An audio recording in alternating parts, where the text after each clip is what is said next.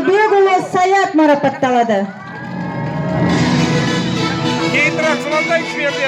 Саят осы 2023 жылға 11 наурызда 10-11 сынып оқушыларына арналған Алтын түлек математикалық олимпиадасында жоғары нәтиже көрсеткені үшін Мұхтар Әуезов атындағы Оңтүстік Қазақстан университетінің техникалық мамандықтары бойынша 100% жеңілдік грантын ұтып алды.